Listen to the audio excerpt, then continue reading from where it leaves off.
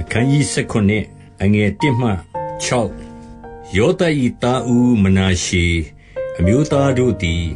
စီရင်တံပြု၍အမွေခံရသောမြေဟုမူကားမနာရှေ၏သားကြီးဟုသောဂိလဒ်၏အဖမာခိရသည်စစ်သူရဲဖြစ်၍ဂိလဒ်ပြည်နှင့်ဗာရှန်ပြည်ကိုရ၏ယောသ၏သားမနာရှေ၏သားယောက်ျားအခြားသည်ဟုသောအဘိဇာသား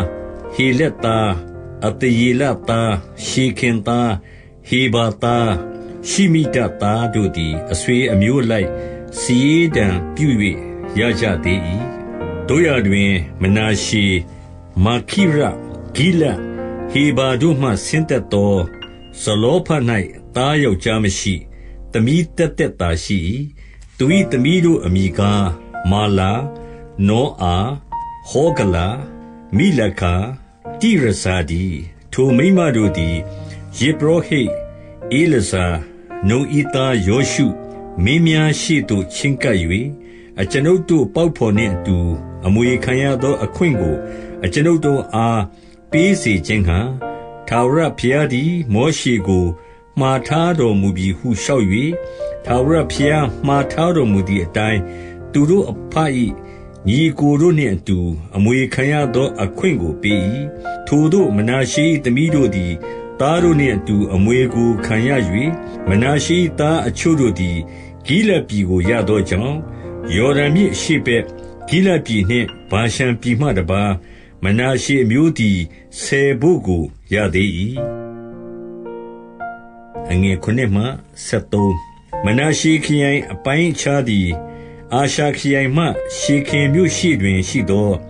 မိတ်မေသမြို့သို့တွား၍လက်ရဘက်၌အင်တာပွာမြို့သို့လိုက်လေ၏တာပွာမြို့နယ်ကိုမနာရှေပိုင်တော်လဲမနာရှေခရိုင်စွန်းမှရှိသောတာပွာမြို့ကိုအေဖရိမ်သားတို့သည်ပိုင်ကြ၏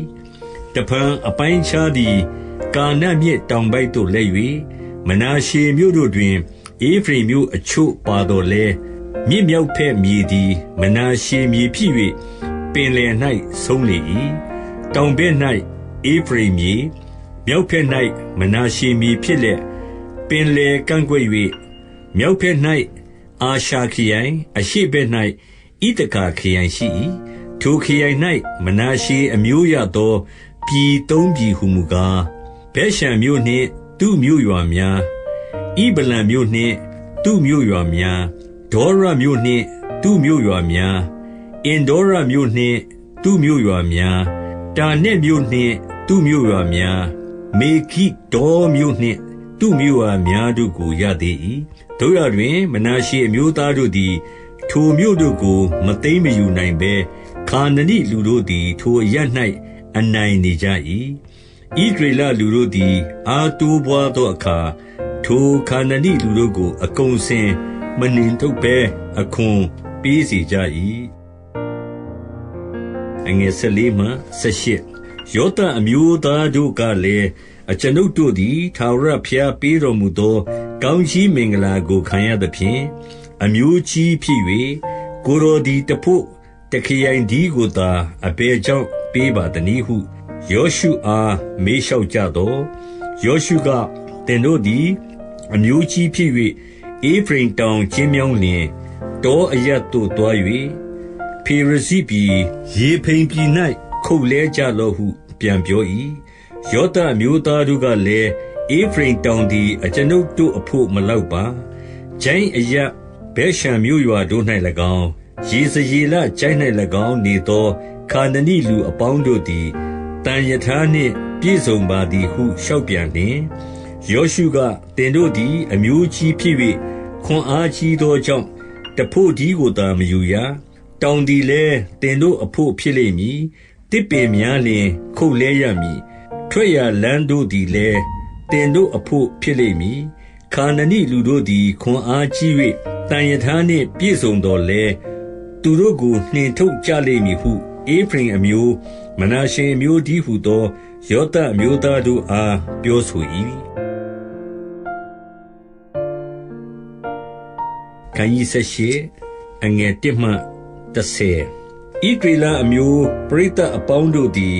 ရှိလောမြို့မှစည်းဝေး၍ ပရိသတ်စည်းဝေးရာတဲတော်ကိုတည်ထောင်ကြ၏သူတို့ရှေ့မှတပြည်လုံးနှိမ့်ချလျက်ရှိ၏ထိုအခါဣသရေလအမျိုးခုနှစ်မျိုးတို့သည်အမွေမြေကိုမခံရသေးသည်ဖြစ်၍ယောရှုကတင်တို့ဘိုးဘေးများ၏ဘုရားသခင်ထာဝရဘုရားပေးတော်မူသောမြေကိုတင်တို့သည်မသိမ်းမယူဘဲအဘယ်မျှကာလပတ်လုံးနေကြလိမ့်မည်နီတင်တို့တွင်အမျိုးတစ်မျိုးလျှင်လူသုံးယောက်စီရွေးကောက်၍ငါစေလွတ်သဖြင့်သူတို့သည်တပြည်လုံးသို့ထသွား၍အမွေခံသင့်သည်အတိုင်းရေးသားပြီးမှငါထံသို့ပြန်လာရကြမည်သူတို့သည်ပြည်ကိုခုနှစ်ပိုင်းခြားရကြမည်ယူဒမျိုးသည်တောင်ဘက်မိမိနေရာ၌နေရမည်ယောသမျိုးသည်မြောက်ဘက်မိမိနေရာ၌နေရမည်ပြည်ကိုခုနှစ်ပိုင်းခြားပြီးမှပြည်ပုံကိုငါထံသို့ဆောင်ခဲ့၍ငါတို့ဘုရားသခင်ထာဝရဘုရားရှေ့တော်၌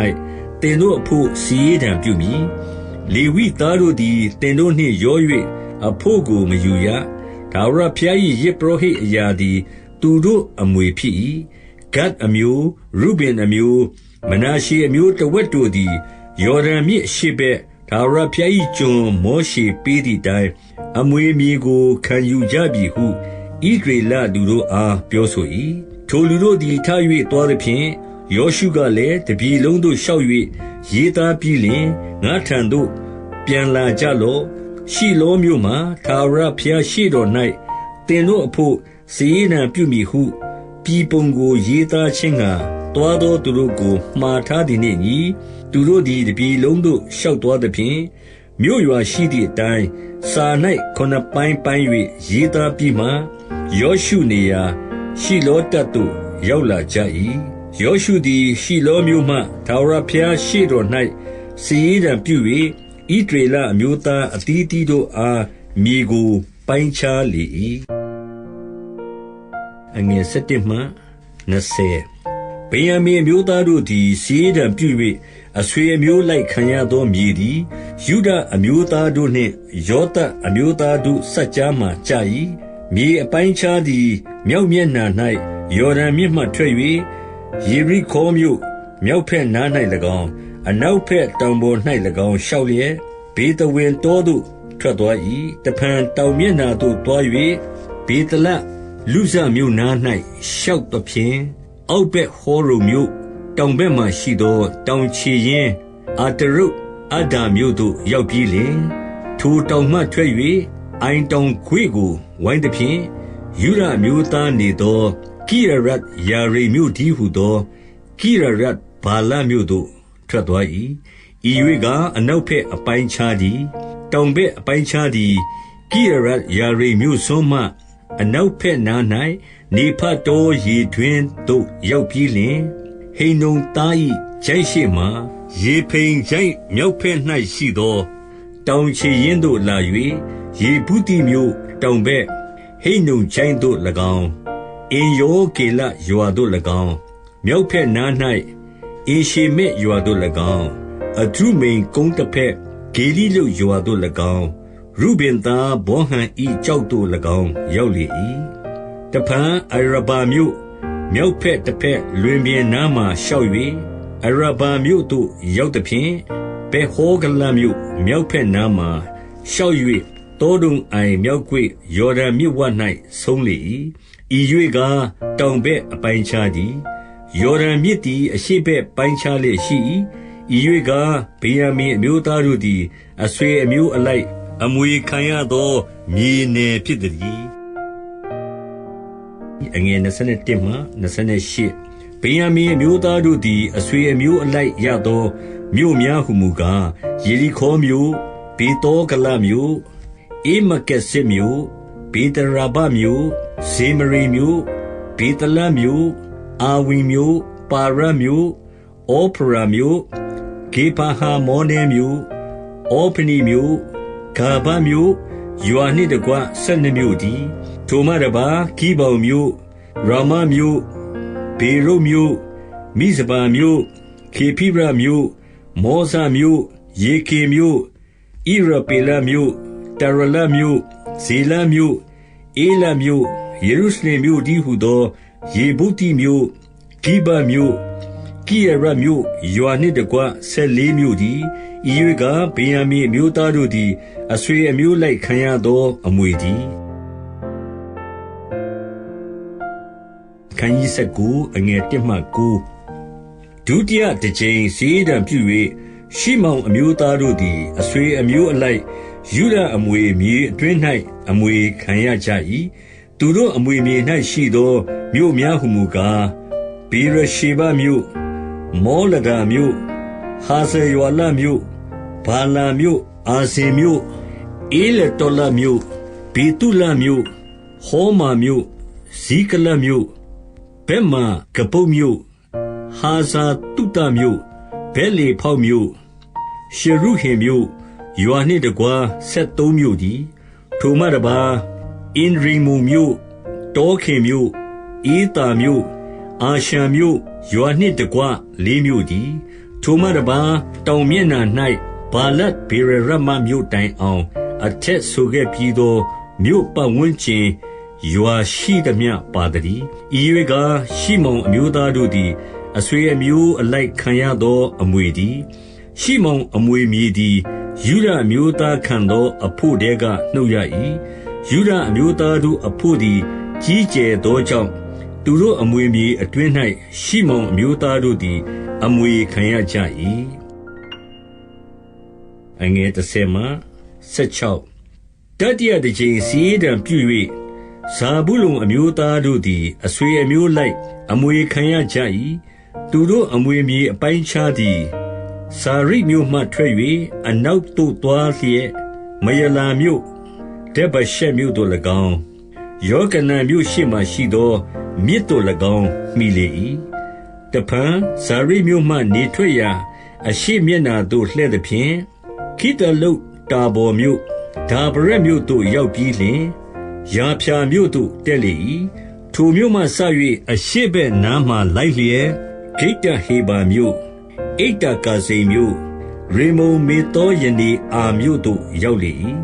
မြောက်ဘက်၌လည်းဝိုင်းသည်ဖြင့်ဟာနတုံမြို့သို့ရောက်၍ရိပတေလချိုင်း၌ဆုံးလေ၏ထိုမှတပါကတ္တမြို့နာဟာလလမြို့ရှိမရုံမြို့ဣဒလမြို့ဘဲလေမြို့ဒီဟုသောရွာနှင့်တကွ12မြို့ရှိသည်ဤ၍ကမြို့ရွာပါလျက်ဇာဘူးလုံအမျိုးသားတို့သည်အဆွေအမျိုးလိုက်ခံရသောအမွေတည်းအငယ်19မှ31စတုထတစ်ချိန်စီးဒံပြု၍ဣသခာအမျိုးသားတို့သည်အဆွေအမျိုးလိုက်အမွေခံရကြ၏သူတို့အပိုင်းခြားသည်ယေဇရေလမြို့ခေတုလုံမြို့ရှုနေမြို့ဟာဗရိမ်မြို့ရှိဟုန်မြို့အာနဟာရမြို့ရဗိမ်မြို့ဟိရှုံမြို့အာဘဲမြို့ယေမဲမြို့အင်္ဂနန်မြို့အင်ဟဒါမြို့ဘက်ပဇဲမြို့ပါလျက်တာဘော်မြို့ယဟံမိဆာမြို့ဘဲရှေမမြို့သို့ရောက်၍ယော်ဒန်မြစ်၌ဆုံးနေ၏ရွာနှင့်တကွ16မြို့ရှိသည်ဤ၍ကမြို့ရွာပါလျက်ဣဒခာမျိုးသားတို့သည်အဆွေအမျိုးလိုက်ခံရသောအမွေတည်းပိစမတစ်ချိန်စီးဒံပြု၍အာရှာအမျိုးသားတို့သည်အဆွေအမျိုးလိုက်အမွေခံရကြ၏သူတို့အပိုင်းခြားသည်ဟေလကမြို့ဟာလိမြို့ဘေတင်မြို့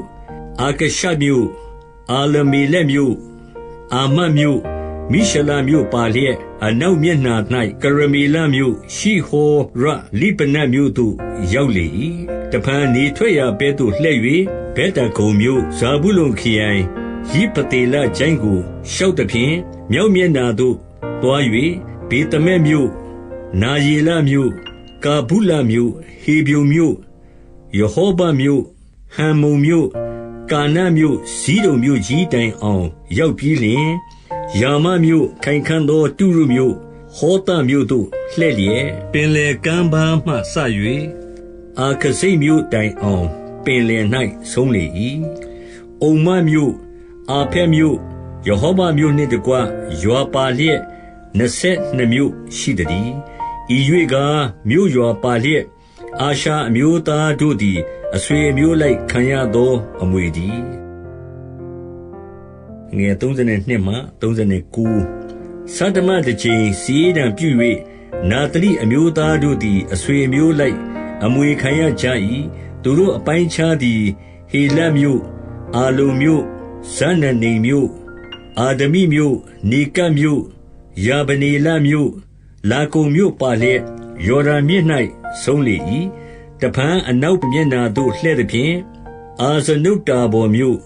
ဟုကုမြို့သို့ရောက်၍တောင်ဘက်၌ဇာဗုလုန်ခရိုင်အနောက်ဘက်၌အာရှာခရိုင်နေထွက်ရာဘက်၌ယော်ဒန်မြစ်အပိုင်းခြားရှိ၏ခိုင်ခံ့သောမြို့များဟုမူကားဇိမ့်ဒိမ်မြို့ဇေရမြို့ဟမ္မတ်မြို့ယက်ကတ်မြို့ဂိနေတယမြို့အာဒမာမြို့ရာမမြို့ဟာဇော်မြို့ကေဒေရှမြို့အင်ဟာဇော်မြို့ဧဒြိမြို့ဣရုံမြို့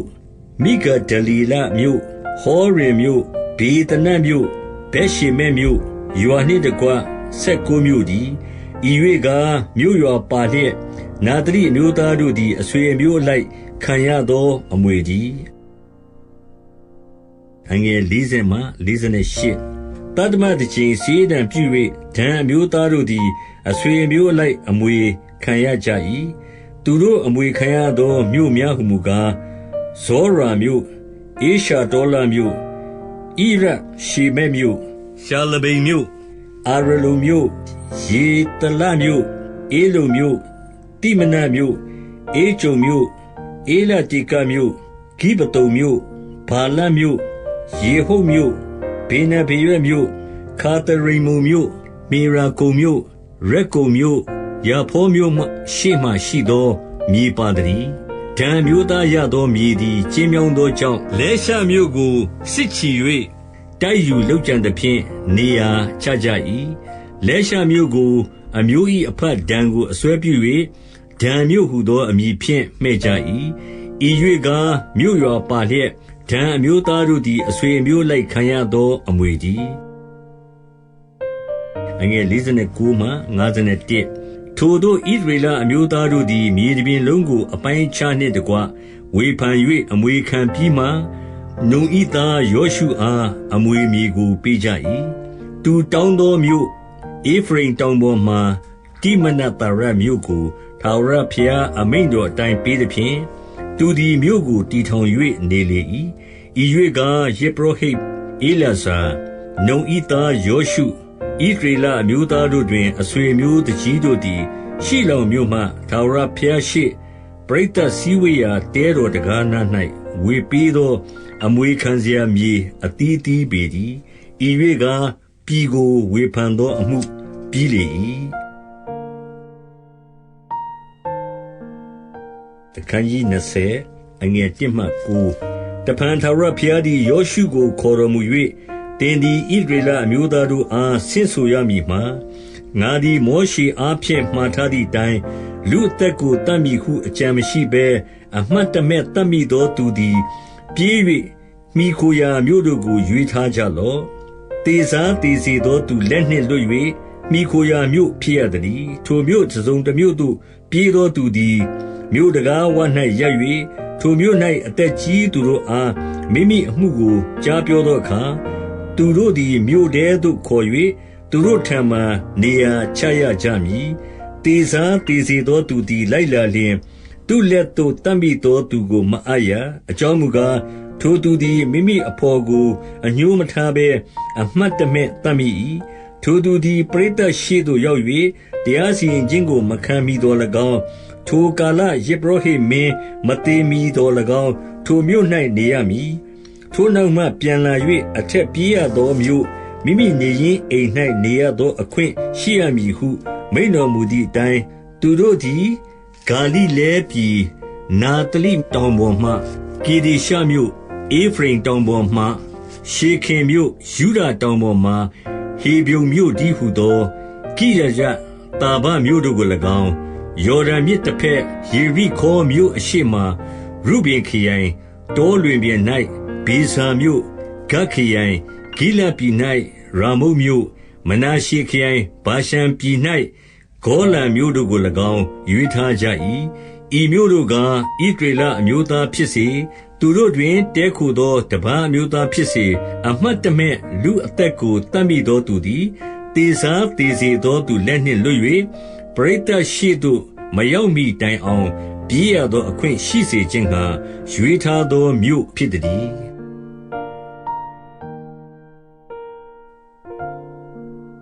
အခန်းကြီး21အငယ်1မှ8လေဝိသားအဆွေအမျိုးတကြီးတို့သည်ယဇ်ပုရောဟိတ်ဧလဇာ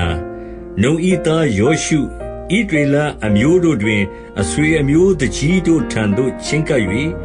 အကျွန်ုပ်တို့နေစရာဘို့မြို့တို့ကို၎င်းတိရစ္ဆာန်များတို့မြို့နယ်တို့ကို၎င်းပေးစေခြင်းငှါထာဝရဘုရားသည်မောရှေအားဖြင့်မှာထားတော်မူပြီဟု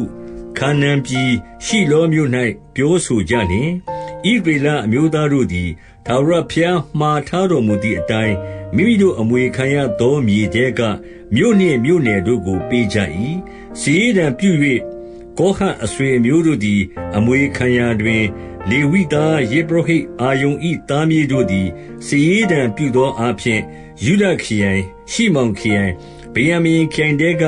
73မြို့ကိုရကြ၏ကျွင်းသောကောဟတ်သားတို့သည်ဧဖရိမ်ခရိုင်ဒန်ခရိုင်မနာရှေခရိုင်ဝက်ထဲက10မြို့ကိုရကြ၏ဂေရရှုံသားတို့သည်စာရေးတံပြုသောအားဖြင့်ဣသကခရိုင်အာရှာခရိုင်နာတလိခရိုင်ဘာရှန်ပြည်၌မနာရှေခရိုင်ဝက်ထဲက73မြို့ကိုရကြ၏မေရာရိသားတို့သည်အဆွေအမျိုးအလိုက်ရုဗင်ခရိုင်ဂဒ်ခရိုင်ဇာဗုလုန်ခရိုင်တဲက12မြို့ကိုရကြ၏ထာဝရဘုရားသည်မောရှေအားဖြင့်မှာထားတော်မူသည့်အတိုင်း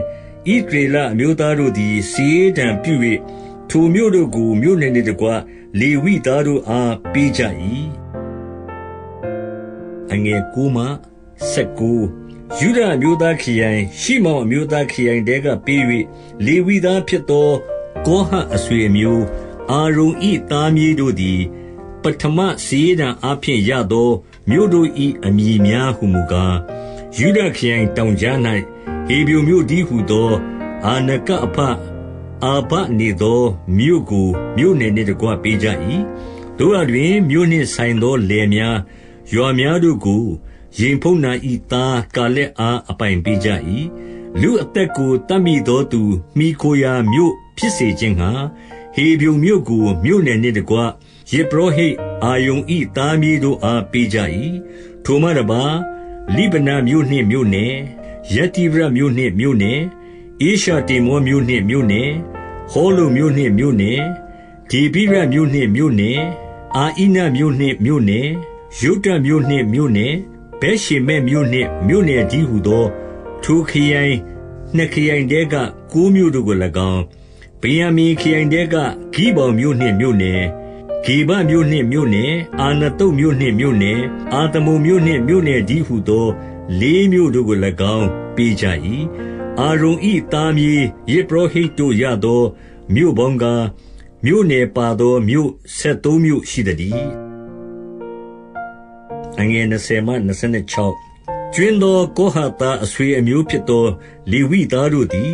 စာရေးတံပြု၍ဧဖရိမ်ခရိုင်ထဲကရသည့်အတိုင်းလူအသက်ကိုတတ်မိသောသူမိခိုရာမြို့ဖြစ်စေခြင်းငှါ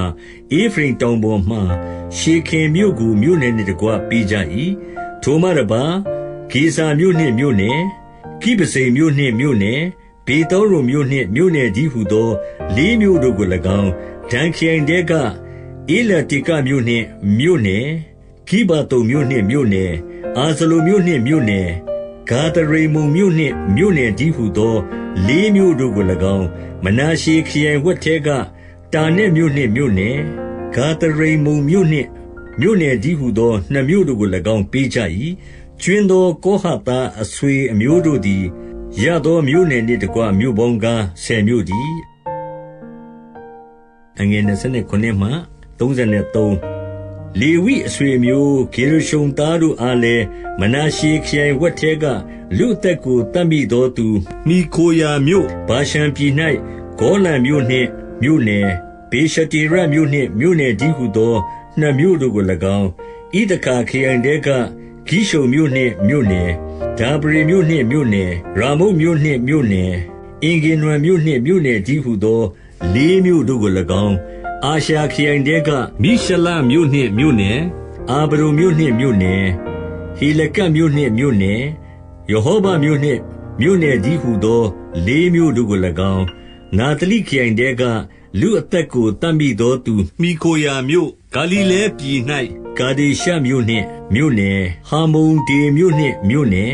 ကာဒံမြို့နှင့်မြို့နယ်ဒီဟုသောသုံးမြို့တို့ကို၎င်းပေးကြ၏ဂေရရှုံသားတို့သည်အဆွေမျိုးလိုက်ရသောမြို့နယ်နှင့်တကွမြို့ပေါင်းကား30မြို့တည်းငယ်34မှ45ကျွင်းသောလေဝိသားမေရာရိအဆွေအမျိုးတို့အားဇာဗုလုန်ခရိုင်တဲကယောကနန်မြို့နှင့်မြို့နယ်ကာတမြို့နှင့်မြို့နယ်ဒီမနတ်မြို့နှင့်မြို့နယ်နဟာလာလမြို့နှင့်မြို့နယ်ဒီဟုသောလေးမြို့တို့ကို၎င်းရုဗင်ခရိုင်တဲကလူအသက်ကိုတတ်မိသောသူမိကိုရာမြို့တော၌ဘေဇာမြို့နှင့်မြို့နယ်ယဟာဇာမြို့နှင့်မြို့နယ်ကေဒမုတ်မြို့နှင့်မြို့နယ်မေဖတ်မြို့နှင့်မြို့နယ်ဒီဟုသောလေးမြို့တို့ကို၎င်းဂတ်ခရိုင်တဲကလူအသက်ကိုတတ်မိသောသူမိခိုရာမြို့ဂိလပြည်၌ရာမုတ်မြို့နှင့်မြို့နယ်မဟာနေမြို့နှင့်မြို့နယ်ဟေရှဘုန်မြို့နှင့်မြို့နယ်ယာဇာမြို့နှင့်မြို့နယ်ဒီဟုသောလေးမြို့တို့ကို၎င်းပေးကြ၏ကျွင်းသောလေဝိအဆွေအမျိုးမေရရှိသားတို့သည်စီးဒံပြု၍အဆွေအမျိုးအလိုက်ရသောမြို့နယ်နှင့်တကွမြို့ပေါင်းကား12မြို့တည်းဣသရေလအမျိုးသားနေရာနိုင်ငံအဝင်လေဝိသားနေသောမြို့ပေါင်းကားမြို့နယ်နှင့်တကွ48မြို့တည်းထိုမြို့ရှိသမျှတို့သည်ပတ်ဝန်းကျင်နယ်နှင့်ပြည့်စုံလျက်ရှိသည်ထာဝရဘုရားကလည်းငါပေးမည်ဟုဘိုးဘေးတို့အားကျိန်ဆိုတော်မူသောပြည်ရှိသမျှကိုဣသရေလအမျိုးသားတို့အားပေးတော်မူသဖြင့်သူတို့သည်သိမ်းယူ၍နေရာကျကြ၏ဘိုးဘေးတို့အားကျိန်ဆိုတော်မူသမျှအတိုင်းပတ်ဝန်းကျင်အရပ်တို့၌ငြိမ်ဝှက်ရာအခွင့်ကိုပေးတော်မူသဖြင့်သူတို့ရှေ့မှအဘယ်ရန်သူမျှမရပ်နိုင်ရန်သူအပေါင်းတို့ကိုသူတို့လက်သို့အပ်တော်မူ၏ထာဝရဘုရားသည်ဣသရေလအမျိုးအဖို့မိန့်တော်မူသောကောင်းကျိုးတစုံတပါးမျှမလျော့ရှိသမျှတို့သည်ပြည့်စုံကြ၏